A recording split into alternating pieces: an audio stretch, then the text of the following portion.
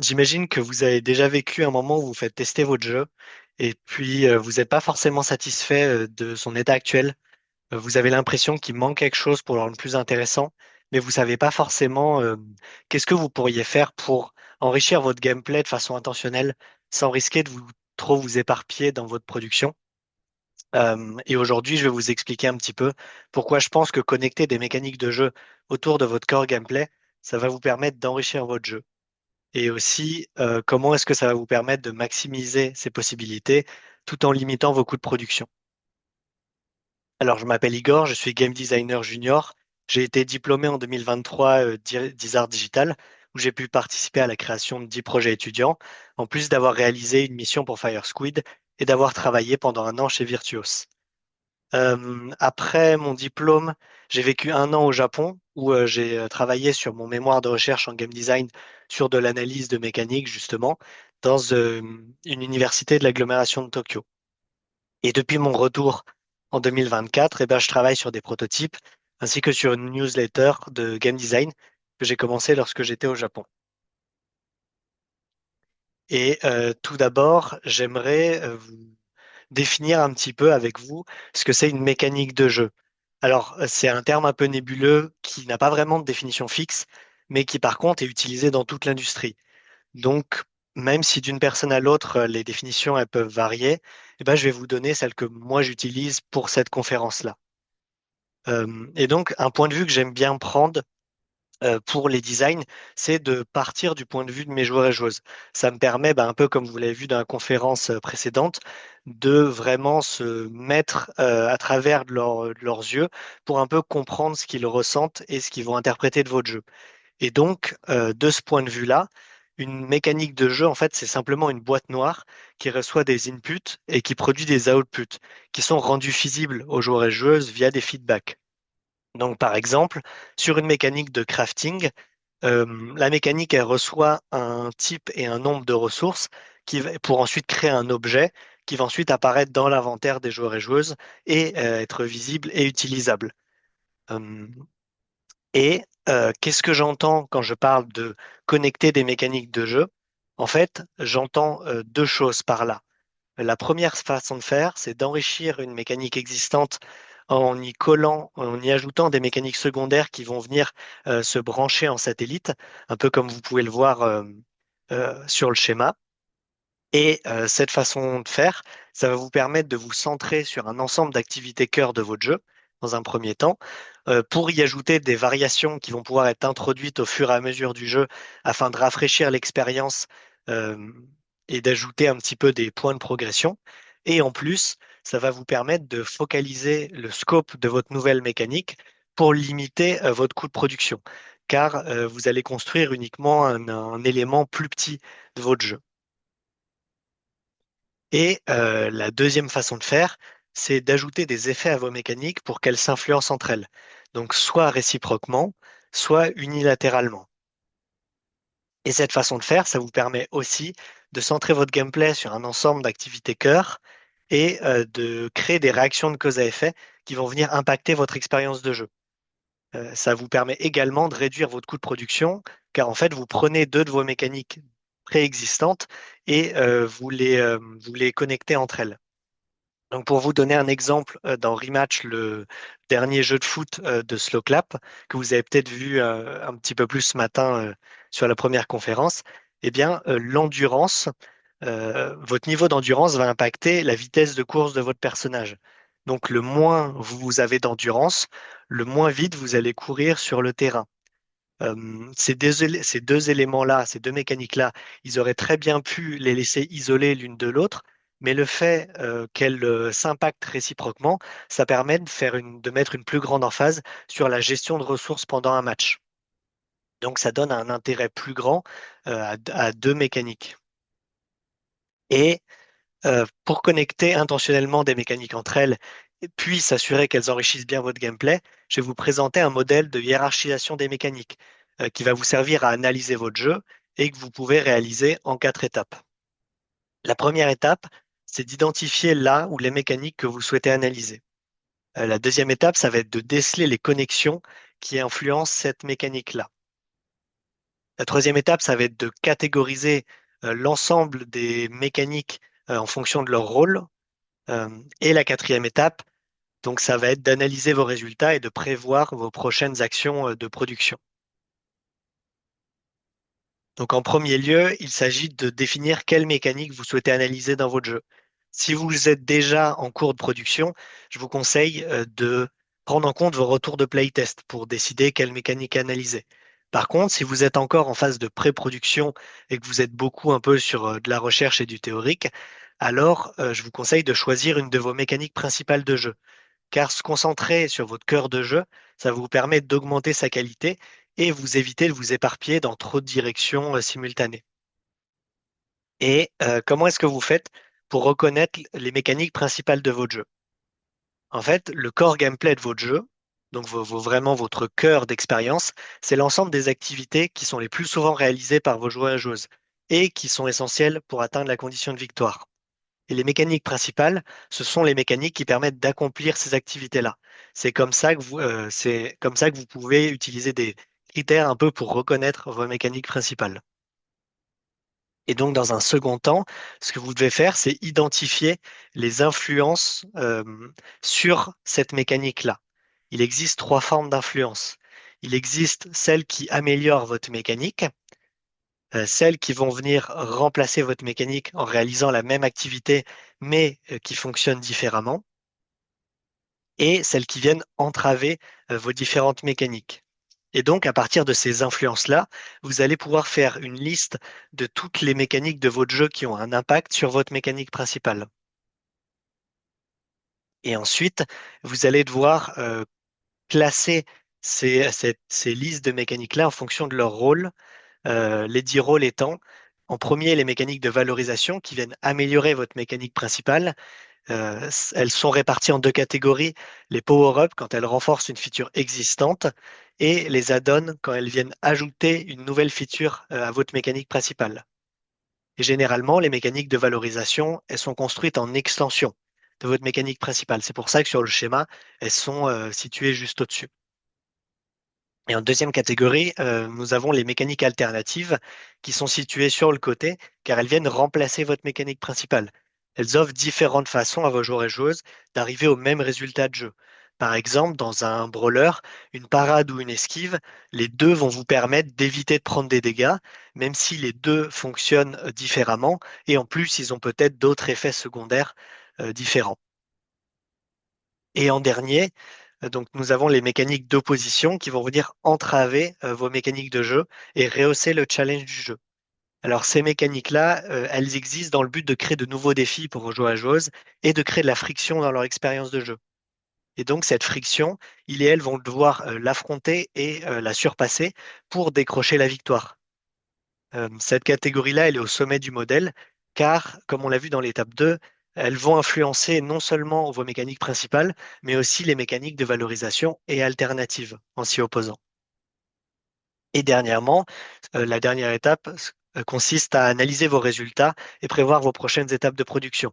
Mais ce sera plus concret sur les exemples. Et pour vous donner un cas d'étude un petit peu, j'ai choisi d'analyser le jeu Mario Kart Worlds, qui est un jeu de course où vous avez comme but de passer la ligne d'arrivée en premier. En plus, je pense que la plupart d'entre vous, vous êtes familier avec au moins un des jeux de la série Mario Kart. Et donc, la première étape consiste à identifier la mécanique qui m'intéresse à analyser. Et sur cette image, j'ai mis en surbrillance quatre mécaniques principales parmi un échantillon de plein de mécaniques du jeu. Et je les ai choisis en fonction donc des critères de fréquence et d'essentialité pour gagner la course. Dans le jeu Mario Kart, accélérer et tourner, ce sont les deux seules mécaniques qui sont vraiment essentielles pour réussir le jeu du début à la fin. Sans ces mécaniques-là, vous pourrez jamais arriver au bout du jeu. Mais par contre, j'y ai ajouté l'utilisation d'objets et le dérapage, car ce sont les deux mécaniques les plus souvent utilisées et en plus les plus utiles pour atteindre la condition de victoire. Et parmi cette sélection-là, j'ai choisi d'analyser la mécanique d'accélération. Oups. Et donc, dans la deuxième étape, je vais chercher à lister les différentes mécaniques secondaires qui vont venir influencer ma mécanique principale. Et puisque l'accélération, ça me permet d'avancer dans le jeu, eh ben, je vais chercher des mécaniques qui vont venir améliorer un de ces aspects. Donc, je vais trouver plusieurs objets qui vont me permettre d'augmenter temporairement ma vitesse, ainsi que déclencher la mécanique turbo. Et aussi, ensuite, je vais lister plusieurs mécaniques qui vont venir entraver l'accélération.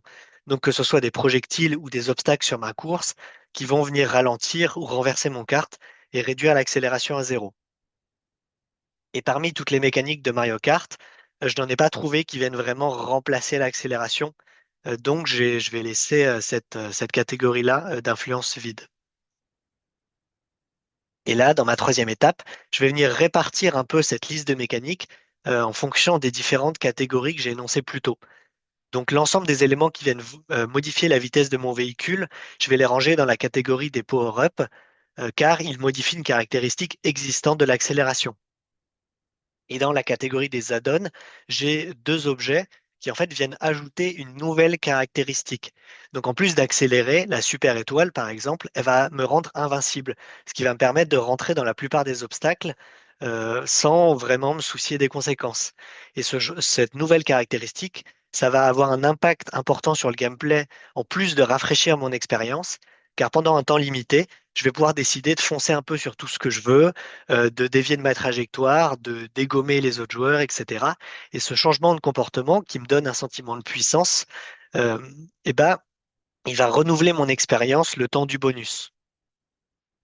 Et dernièrement, j'ai tous les éléments qui viennent entraver ou bloquer soit ma mécanique principale, soit mes différentes mécaniques de valorisation que je place donc dans les catégories d'opposition.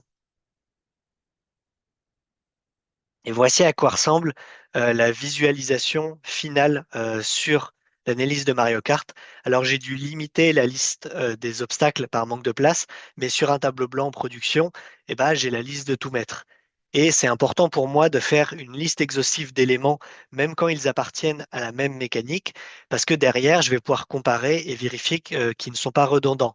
Par exemple, parmi ma liste d'objets qui viennent booster ma vitesse, je veux m'assurer qu'il n'y a pas deux objets qui s'utilisent de la même façon. Sinon, en fait, ça sert à rien de faire deux objets différents. Et ce que l'on peut observer sur la mécanique d'accélération, c'est qu'on y retrouve les deux formes de connexion dont je vous parlais en début de présentation. L'accélération, elle est enrichie par des plus petites mécaniques en satellite, comme les champignons turbo ou les plaques d'accélération, qui en fait ne servent que à renforcer ma mécanique principale. Mais je peux voir aussi d'autres mécaniques plus importantes du jeu qui vont se connecter à l'accélération. Par exemple, les trois mécaniques qui servent à déclencher le turbo, donc le dérapage, la conduite sur paroi et le glisse sur rail, en fait, elles ont toutes leur propre utilisation principale. Par exemple, la conduite sur rail, ça me permet d'esquiver des projectiles, mais aussi de prendre des raccourcis en hauteur sur les circuits. Mais comme son effet secondaire, ça va aussi déclencher le turbo à l'atterrissage, eh bien, cette mécanique devient pour moi un choix intéressant si je souhaite augmenter ma vitesse de course. Et ici, ça nous montre un exemple de ce qu'on appelle la polyvalence en design. C'est quand une mécanique, elle sert deux ou trois fonctions différentes en simultané. Et donc, les joueurs et joueuses, ça va leur permettre de choisir librement quelle mécanique elles veulent utiliser pour réussir telle ou telle activité de jeu. Et dans l'ensemble, toutes ces différentes mécaniques, elles vont venir ajouter de la granularité à la conduite, car elles ont chacune une difficulté variée d'apprentissage, de simple à complexe, et elles permettent aussi l'évolution du niveau de maîtrise des joueurs et joueuses, de débutants à experts de la course. Et ça va permettre au jeu de garder un intérêt sur le long terme sur la mécanique d'accélération, malgré une certaine répétition des circuits.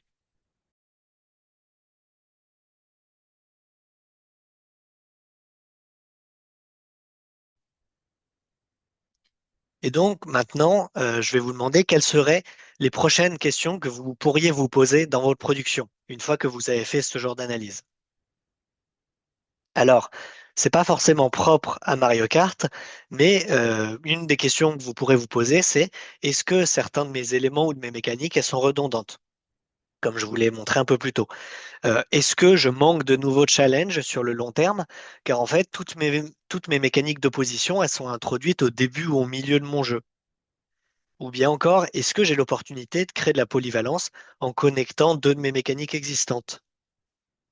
Ou est-ce que mon pacing il est impacté défavorablement parce que mes mécaniques de valorisation, elles ont toutes une courbe d'apprentissage élevée et donc même si je les introduis au fur et à mesure, ben, en fait les joueurs et joueuses vont mettre trop de temps à les apprendre pour vraiment que ce soit intéressant pour eux. Et donc l'analyse qu'on a vue précédemment, ça va vous permettre d'aiguiller tout un tas de questions assez précises que vous pourriez poser sur vos différentes mécaniques. Et une fois que vous auriez fait l'analyse, non, vous aurez pris conscience un peu des différents liens qu'elles entretiennent entre elles. Et donc, je vais passer un second exemple. Imaginons maintenant que vous travaillez sur un jeu de coop en ligne, à la Playtop. C'est un roguelike de gestion de restaurant où vous servez des clients et chaque jour, vous gagnez des nouvelles améliorations. Vous allez pouvoir ajouter à votre restaurant pour construire votre empire culinaire. Et une de vos mécaniques principales, c'est le fait de cuire un ingrédient. Et imaginons que votre mission en tant que game designer sur ce projet-là, à ce moment-là de la production, ça va être de créer de nouvelles améliorations que vous voulez pouvoir distribuer aux joueurs et joueuses en récompense quand ils finissent une journée. Et ben, avec cette méthode-là, donc en premier, vous avez identifié la mécanique sur laquelle vous voulez ajouter des upgrades, qui est votre mécanique de cuisson, et vous savez déjà qu'il existe deux mécaniques qui viennent poser du challenge. Donc le fait de ne pouvoir cuire qu'un ingrédient à la fois sur un appareil et le fait de pouvoir carboniser un ingrédient, ce qui va le détruire si jamais on le laisse cuire trop longtemps. Et à partir de cette base identifiée, maintenant, vous allez pouvoir commencer à réfléchir à tous les éléments qui viennent impacter la mécanique de cuisson. Donc, vous pouvez commencer à regarder vos différents paramètres littéralement en code, si jamais elle a déjà été programmée de votre mécanique, et vous demander qu'est-ce que ça changerait si jamais je changeais ces paramètres. Est-ce que ça avantage ou désavantage mes joueurs et joueuses, ou est-ce que ça leur donne une nouvelle façon de jouer? Et donc, vous pouvez écrire un peu une sorte de liste d'idées en ébauche, mais à ce moment-là de la production, vous ne cherchez pas encore à concevoir de nouvelles améliorations. Là, votre rôle dans l'étape 2, c'est uniquement de prendre note des différents leviers que vous allez pouvoir utiliser et des différentes fonctions qu'elles ont. Donc, est-ce qu'elles viennent améliorer, remplacer ou entraver la mécanique de cuisson? Et à partir de cette liste-là, vous allez maintenant pouvoir commencer à transformer ces idées-là en upgrades concrètes et les placer dans les différentes catégories pour ensuite pouvoir les peaufiner. Par exemple, j'aimerais offrir la possibilité à mes joueurs et joueuses d'accélérer la cuisson. Eh ben, je vais créer un objet qui s'appelle le Danger Hop qui me permet de cuire beaucoup, beaucoup plus vite. Et si jamais, par exemple, je veux ajouter une nouvelle caractéristique à la cuisson et j'aimerais qu'elle se coupe automatiquement avant l'étape de carbonisation, comme ça donne l'opportunité à mes joueurs et joueuses de se concentrer sur d'autres tâches. Bien, je vais créer le Safety Hub, par exemple le cas de PlateUp, qui va cuire plus lentement mais qui se coupe automatiquement. Et à cette étape-là, vous pouvez aussi décider de supprimer des idées que vous aviez. Par exemple, je n'ai pas envie d'ajouter un robot autonome dans ma cuisine, car j'ai envie de pousser la coopération entre mes joueurs et joueuses, et donc je veux pas qu'il y ait un bot qui va faire quelque chose à leur place. Et si par exemple, pendant les différents tests de jeu, je me rends compte que le Danger Hub, il est surutilisé, car le risque de carboniser un ingrédient, bah, en fait, il est rendu nul par la haute vitesse de cuisson. Je pourrais très bien juste remettre un ingrédient et puis voilà, je m'en fiche. Et ben dans ce cas-là, comment est-ce que je pourrais faire pour rééquilibrer cet upgrade et pour renforcer l'aspect risque et récompense de l'appareil? Eh ben, ce que je vais chercher à faire actuellement, j'ai besoin de punir mes joueurs et joueuses en cas d'une utilisation négligente de l'appareil. Et pour être encore plus précis, j'ai envie de les punir sur la mécanique de cuisson, car c'est celle qui est valorisée par l'utilisation de l'appareil. Et donc, ce que je peux faire, c'est agir au niveau des mécaniques d'opposition. Et parmi celles qui existent, il n'y en a aucune qui me paraît vraiment pertinente. Donc, je vais repartir de ma liste un peu de leviers de l'étape 2 et je vais choisir une contrainte qui me paraît être une punition appropriée pour mes joueurs et joueuses. Donc ici, bloquer l'utilisation de l'appareil. Et avec un peu d'échange avec les différents corps de métier sur le thème de la cuisine, la forme que pourrait prendre la mécanique, etc., eh ben, je choisis finalement de lui donner la forme d'un appareil qui va prendre feu et qui reste inutilisable tant que le feu n'est pas éteint dans la cuisine. Et plus tard, en peaufinant un petit peu cette idée, je décide que je vais limiter le déclenchement d'incendie seulement aux appareils qui accélèrent la cuisson, car j'ai pas envie de punir mes joueurs et joueuses lorsqu'ils utilisent l'appareil par défaut. Et donc, en réalité, ce que je viens de faire sur cet exemple-là, c'est d'ajouter une mécanique secondaire, donc le fait de pouvoir prendre feu, qui vient en support de la cuisson et qui se déclenche en conséquence d'une de mes mécaniques de valorisation, en respectant le principe de design de risque et récompense. Et j'ai maintenant une nouvelle mécanique d'opposition à mon jeu qui impacte le fonctionnement des appareils et que j'ai développée en faisant différents allers-retours dans le but d'enrichir ma mécanique de cuisson, ce qui m'a permis de rester focus sur mon gameplay principal. Et en multipliant un petit peu les allers-retours dans ma recherche de différentes améliorations, eh bien, j'ai utilisé ce modèle comme point de départ pour construire de nouveaux éléments à mon jeu en me basant sur l'existant pour y ajouter de la variété. Et en regardant l'ensemble de mes mécaniques, eh bien, je peux me poser les questions suivantes. Est-ce que ma production actuelle, elle me permet d'ajouter ces éléments-là en jeu ou est-ce que je dois réduire leur nombre? Est-ce que, par exemple, une des catégories a trop d'éléments et je pourrais en cut certains pour aller à l'essentiel? Est-ce que je suis redondant? Est-ce que ces mécaniques-là que j'ai envie d'ajouter, elles répondent bien aux piliers de mon jeu et à l'expérience que je veux fournir? Ou encore, est-ce que un de ces éléments va impacter autre chose dans mon jeu qui n'est pas euh, visuellement représenté sur le schéma et que je dois prendre en compte? Par exemple, l'incendie qui impacte les appareils, ben, il impacte pas que la cuisson, mais il va impacter plein d'autres éléments dans mon jeu et je dois prendre ça en compte désormais. Et aussi, quelles seraient mes prochaines étapes de production?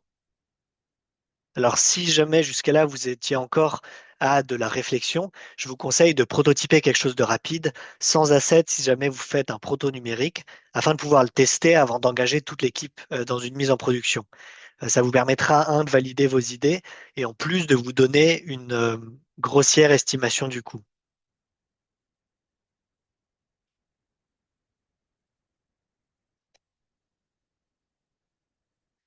Et avant de conclure la conférence, j'aimerais un peu faire revenir sur un cas qui m'est arrivé lors de l'analyse de PlayTop et qui va vous montrer que vous devez rester vigilant lorsque vous faites l'évaluation d'une mécanique.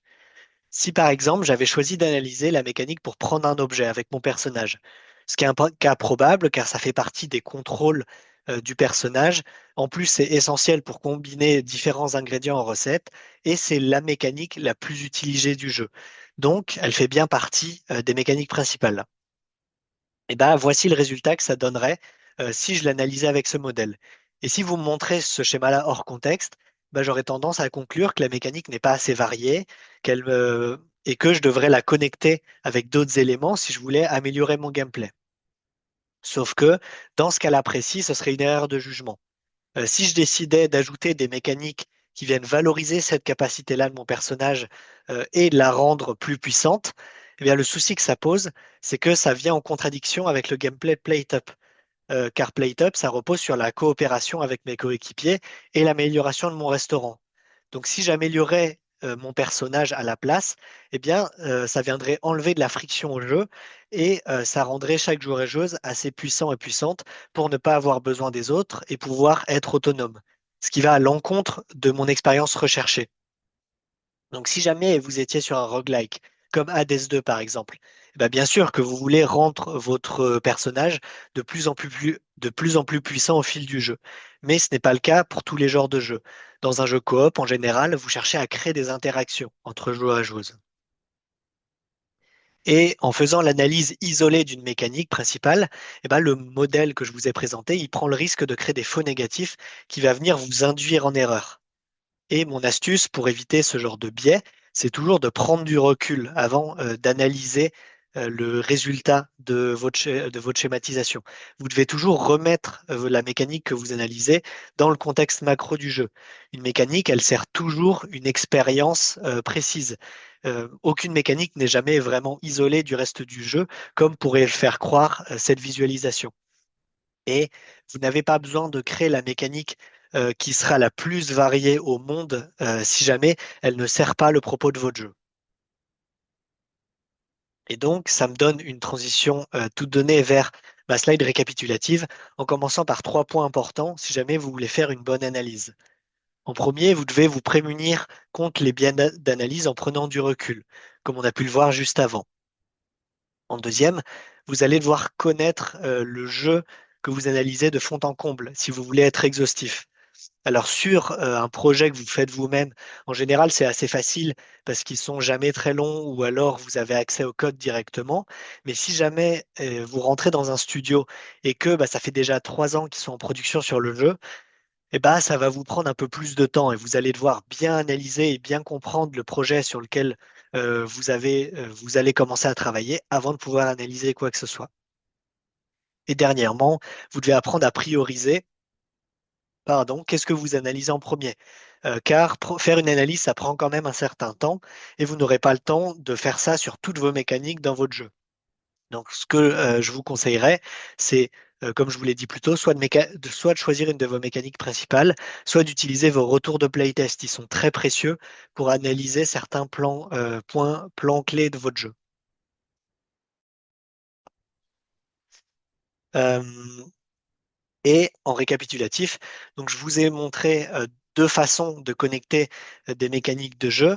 On a vu qu'il était important de se concentrer sur le gameplay préexistant car ça permet de réduire vos coûts de production tout en ajoutant de la variété sur le long terme. Et on a aussi vu que cette visualisation-là, elle vous permet de vous aiguiller, d'aiguiller vos questionnements et votre exploration de design, même sur un niveau un peu plus théorique, mais ensuite vous pouvez l'appliquer sur de la pratique. Et ça va également donc vous permettre de vous poser des questions ensuite très précises sur vos éléments de jeu. Mais ça, les questions, c'est vous derrière qui allez devoir apprendre à poser un petit peu les bonnes questions pour résoudre vos problèmes de production. Et voilà, donc j'arrive à la fin de la présentation. Si jamais l'analyse de mécanique, c'est un sujet qui vous intéresse, je vous invite à prendre en photo le QR code qui va vous envoyer vers un de mes articles de newsletter sur le même sujet, même si, oui, globalement sur le même sujet. Et on va pouvoir commencer à répondre aux questions.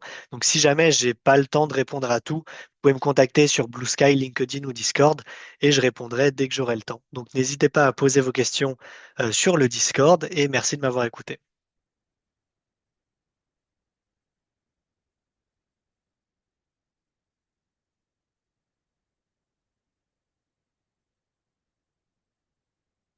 Pas de questions?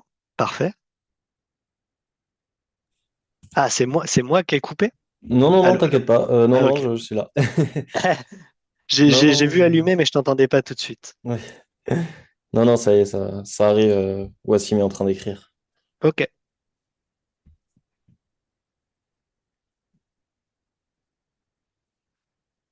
Ah bah, très clair. Bah, parfait.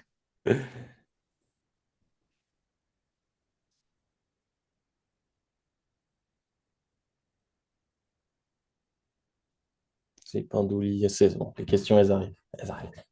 Ah bah non, pareil. Oh là là, incroyable. C'est trop clair.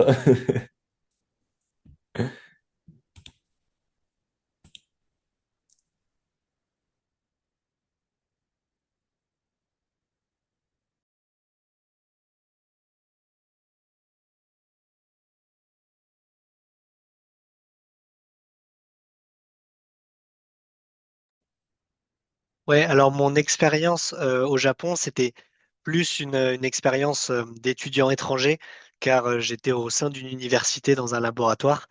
Euh, et décrire l'expérience, je sais pas, qu'est-ce qui t'intéresserait de savoir plus un peu la vie au Japon ou plus le travail que j'y ai mené?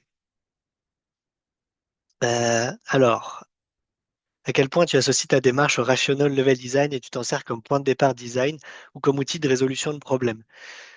Alors, le rational game et level design, j'en ai fait un petit peu, mais en fait, je trouve que c'est un peu dangereux d'être trop théorique. Alors, à moins que vous soyez sur des jeux de gestion où vous avez besoin de faire de l'équilibrage sur de l'Excel. En fait, je pense que c'est beaucoup plus intéressant de vraiment faire du prototype pour le servir aux joueurs et joueuses. Donc, comme point de départ, la théorie, en fait, c'est bien si jamais vous êtes sur des genres de jeux qui mettent un peu de temps à être construits en, euh, en vrai. Par exemple, donc, oui, un jeu de gestion, un jeu multijoueur ou alors un jeu, par exemple, de tactique.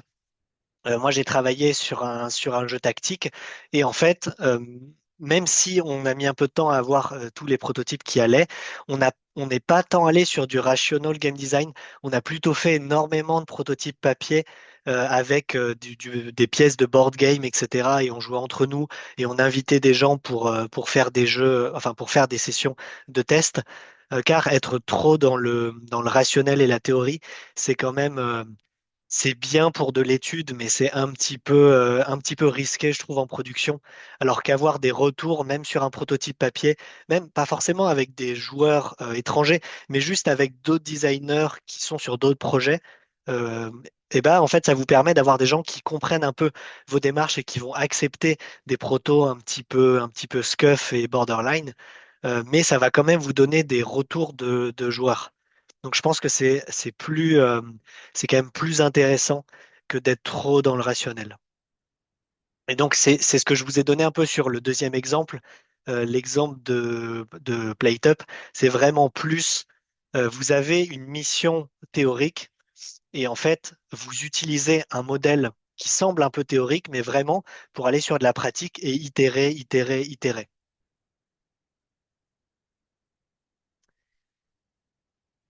Ah, alors étudier, oui. Euh, Parce que si vous avez l'occasion, c'est quand même, je trouve, un super pays. Alors, il y a quand même un peu le mal du pays et c'est difficile si vous, comment dire, vous risquez de vous sentir assez seul si vous trouvez pas de communauté un peu française. Et par exemple, moi, mon expérience avec d'autres étudiants d'université, bah, en fait, c'est qu'à moins de parler vraiment bien japonais, et dans ce cas-là, il faut aller les voir. Eux vont pas venir vous parler, même s'ils parlent anglais.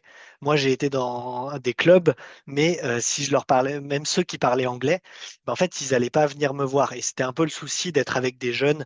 J'ai plus parlé, par exemple, en voyageant un petit peu avec des personnes plus âgées ou des adultes. Eux, ils étaient beaucoup plus à même de venir me parler, me poser des questions, etc. Donc, je recommande quand même comme expérience, mais faut quand même être proactif et ne pas avoir peur de parler japonais, même cassé. Et l'industrie développement. Alors, malheureusement, j'ai pas pu voir trop j'ai pas pu rencontrer beaucoup de personnes de gros studios, mais par contre, j'ai pas mal je suis pas mal allé voir comment on appelle ça, des regroupements un peu de développeurs indépendants japonais, que ce soit des expats qui sont venus faire de l'indé au Japon ou des Japonais qui font de l'indé, etc. C'est fou, ils ont vraiment une manière de faire qui est très différente.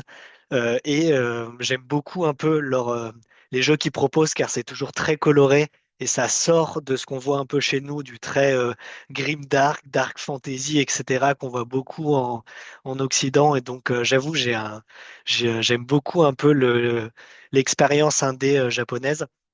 Par contre, c'est très difficile de créer son jeu en tant qu'expatrié et d'essayer de le vendre à des Japonais parce que eux en fait ils vivent dans un microcosme. Généralement quand tu fais un jeu au Japon, tu le vends que au Japon et ça suffit à faire ta marge en termes de bénéfices, etc. Ils sont pas vraiment à une course à l'international, même chez les Indés. Mais par contre, ce que j'ai pu voir, surtout au niveau de l'onboarding, par exemple, vous voyez les pages web un peu japonaises, en général, vous avez toutes les infos partout alors que nous, on aime bien avoir des choses très épurées. Et ben, dans leur onboarding, ça va être pareil. En fait, il faut essayer de comprendre un petit peu pourquoi culturellement, ils ont beaucoup d'infos sur leur page web et comment ça se construit dans leur jeu. Comment dire? Je sais pas si vous avez vu un peu la conférence ce matin de travailler à l'étranger, la toute première.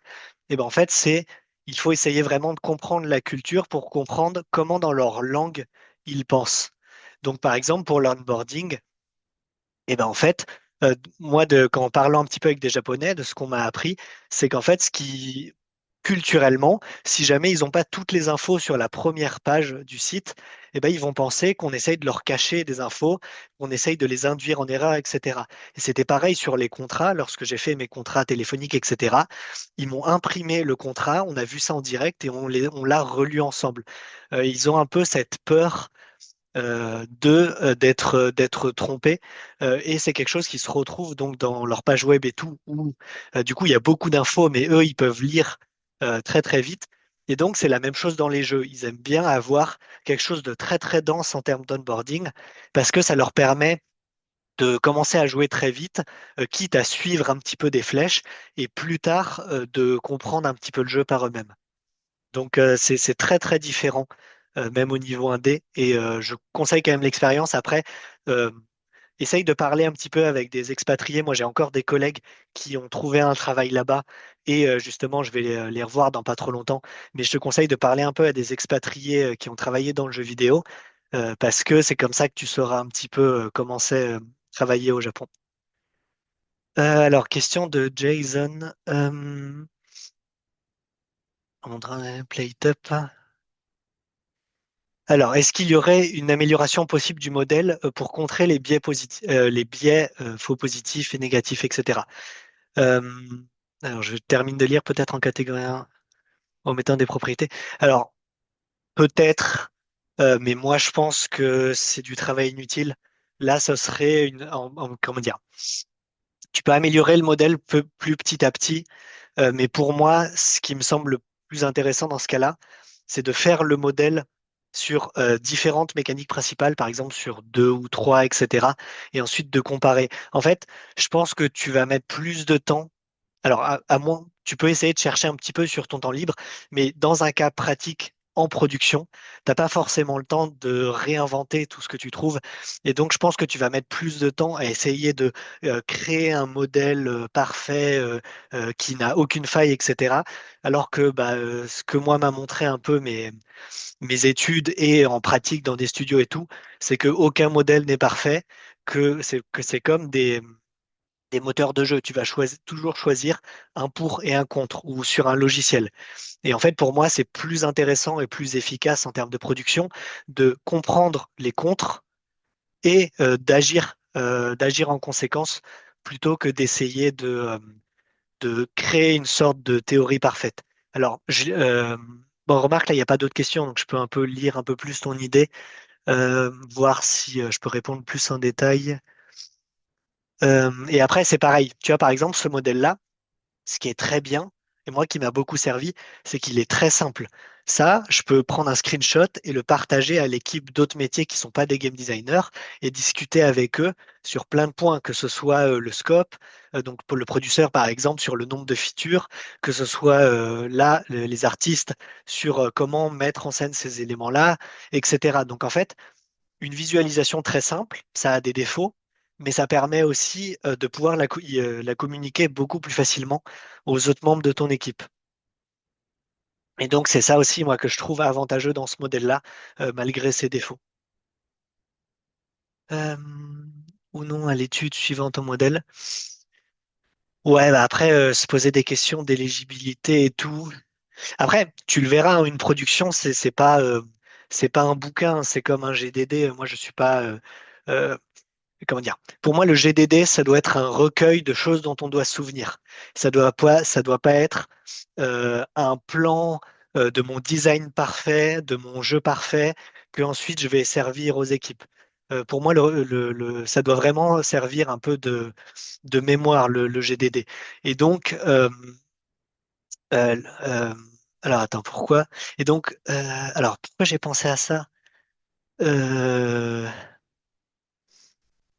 Hmm. Je sais plus pourquoi je pensais à ça. C'était par rapport, je crois, à rendre éligible ou non des mécaniques. Euh, hmm. Je sais plus. C'était plus, je pense, pour. Euh,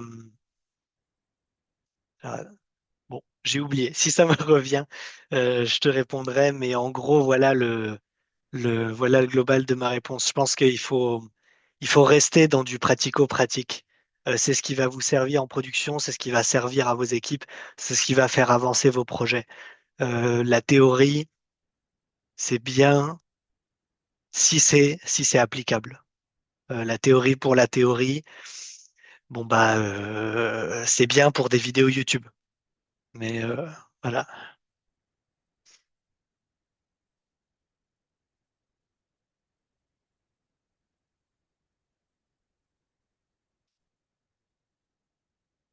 Après, peut-être qu'il existe d'autres modèles que tu peux créer en parallèle de ça pour éclaircir un peu les points que tu cherches à éclaircir. C'est pas impossible.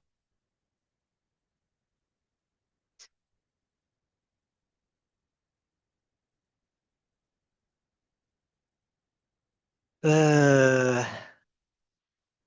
bon, je vais répondre à la question, mais c'est pas parce que j'ai vécu un an au Japon que je suis non plus spécialiste de la façon de penser japonaise et des jeux japonais. Mais alors, j'avoue, j'ai pas trop regardé toute l'histoire autour des brevets Nintendo. J'attends un peu que ça se calme pour regarder un peu a posteriori ce qu'ils ont fait, etc. Démocratiser et restreindre les prochaines possibilités de GD. Bah, c'est le souci avec les brevets tout court. Honnêtement, pour moi, enfin, c'est un débat. Mais je suis pas je suis assez contre breveter en général. Pour moi, ce qui est important, c'est que les personnes qui ont créé quelque chose, eh ben, elles puissent recevoir un peu les fruits de leur travail, et c'est tout. Donc non, je sais pas trop exactement ce qu'ils essayent de faire à Nintendo. Je sais juste que oui, enfin, pour moi, c'est stupide d'essayer de breveter des mécaniques de jeu. Après, ça vous donne quelque chose comme par exemple le Nemesis System de Monolith, qui est une boîte qui malheureusement a en plus été fermée, qui est sous la propriété c'est qui? C'est soit EA, soit Microsoft. Et donc, bah, c'est du gâchis de fou, parce que rien qu'en partant du Nemesis System, imaginez un jeu indé vu de pardon. Imaginez un jeu indé vu de dessus, peut-être pas Metroid, mais action RPG. Imaginez un JRPG vu de dessus pixel art qui utilise ce système-là en termes de focus de jeu. Et ben moi, je trouve que ce serait incroyable et j'aimerais trop avoir un jeu comme ça qui soit complètement différent de ce qu'a pu proposer The Mordor. Mais si tu peux essayer de faire ça, et si jamais t'es pas très populaire, ça passera. Mais le truc, c'est que si jamais ton jeu il explose, bah tu prends le risque de te taper une attaque légale de la part d'IA, etc. Et donc c'est stupide. Je trouve que c'est un c'est un frein à la créativité et les brevets. Pour moi, tant que les personnes qui ont créé, eh ben, elles ont le fruit de leur labeur, c'est suffisant. On ne devrait pas avoir à, à limiter ensuite bah, surtout, c'est du jeu vidéo. Calmez-vous, on va pas sauver le monde. Donc voilà, c'est plus mon avis un peu personnel, sans être trop politique sur le sujet.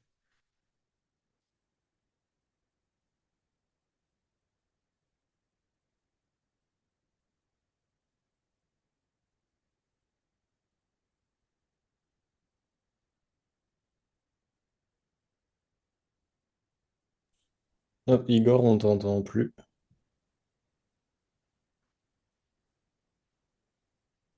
Être audio. Ah, c'est bon. C'est bon? Ok, Ouais. pardon. Non, je disais oui, il reste 5 minutes, donc on va y aller doucement. Et si jamais ça vous intéresse, je peux peut-être poster les slides sur la pause midi. Alors, vous auriez pas l'oral, mais étant donné que c'est un truc un peu visuel et qui était peut-être un peu, qui va mettre un peu de temps à process, je peux peut-être vous partager les slides en PDF. Comme ça, si vous avez des questions après, ou même des retours pour finalement vous partager avec d'autres gens et vous me dites, ah, en fait, moi j'ai trouvé ce problème-là, ça correspond pas, etc. Bah, n'hésitez pas à revenir vers moi. Je vous ai dit Blue Sky, LinkedIn ou Discord, peu importe. Et en vrai, ça me serait utile aussi. parce que je l'applique j'essaye d'appliquer ce modèle-là en production, et c'est plus je vais l'appliquer, plus je vais trouver un peu les failles, les points d'intention, etc. Donc je pense que c'est bénéfique pour tout le monde. Alors, je parle pas de faire ça lors d'une production, à mon sens, tu bloques, oui, ok. C'est plus en off, en post-mortem, tu essayes de voir comment tu peux améliorer ton outil, ton modèle pour faire de meilleurs jeux ensuite, ou alors sur ton temps libre. Euh, Dans le cas, il faut. Oui. Ah oui, oui, ok. Oui, Jason. Oui, sur ton temps libre, tu fais ce que tu veux. Euh, Après, euh, oui, tu fais ce que tu veux. Moi, en général, je vais utiliser un peu un concept, je vais l'appliquer en production, je vais voir donc ce que ça m'a apporté et comme je te disais, les défauts que j'ai eus. Et ensuite, avec le post-mortem, justement, je vais dire, OK, comment je peux régler ces défauts-là? Et je vais itérer dessus. Euh, je vais pas aller plus loin que ça. Sur mon temps libre, j'aime aussi faire d'autres choses. Mais oui, en post-mortem ou entre deux projets, si jamais tu travailles dans une boîte, ça peut être le moment de un peu enrichir enrichir tes méthodes, enrichir tes tools, etc. Donc oui, oui, c'est absolument correct. Alors par contre, il y a aussi une autre règle euh, dans un studio en général. Comment dire? Un outil valable, encore une fois, c'est pratico-pratique, mais un outil valable en production, c'est un outil qui est utilisé par plusieurs personnes. Donc c'est pour ça que moi je commence à essayer de le tester et à le partager avec d'autres personnes.